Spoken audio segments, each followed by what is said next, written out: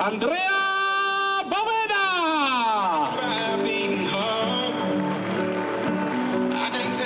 Marco Festa. Zoki Svetkovic. I difensori Stefano Bombaco, Danny Cardin, Alberto Creati.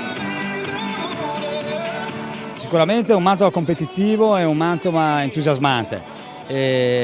Diciamo che oggi un po' è stato l'inizio di un momento importante che poi ufficialmente si vedrà domenica con l'inizio del campionato. E quindi insomma io ritengo che abbiamo fatto una squadra competitiva all'altezza della situazione, abbiamo visto un po' nei test, nella Coppa Italia i risultati e spero che, insomma, che la squadra possa continuare così. Mi aspetto quello che ho visto oggi, poi quello che abbiamo visto anche in questo precampionato, quindi questo calore, questo affetto, questo attaccamento alla squadra, alla società, e questo è molto importante, anzi determinante direi.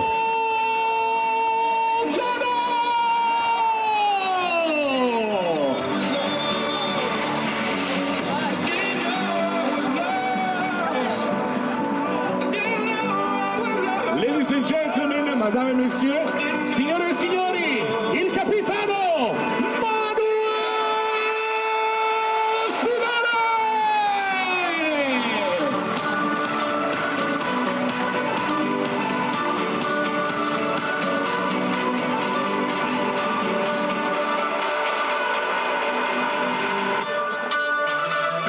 Mi trovo bene, la squadra è buona, il gruppo è un bello gruppo, la società, l'obiettivo è quello di andare in C1 l'anno prossimo e siamo nella strada giusta.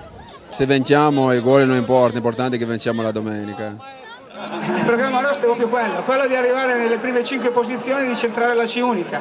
Non vogliamo essere presuntuosi, ma non ci nascondiamo neanche. Vogliamo arrivare nelle prime 5 posizioni e portare il Mantova in una categoria che gli compete. Michele Lodi!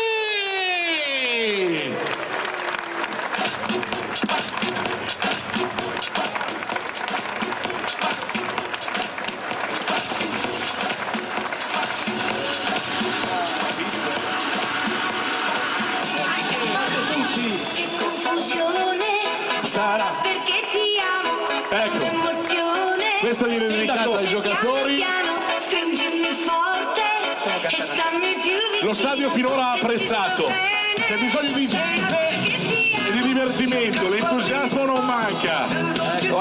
C'è solo da ringraziare veramente Michele Lodi per quello che sta facendo. Noi abbiamo fatto i sacrifici prima, però penso che abbiamo trovato la persona giusta, perché noi siamo ancora dentro, cercheremo di dare una mano, però quest'uomo c'è da ringraziare veramente per quello che sta facendo per Mantova.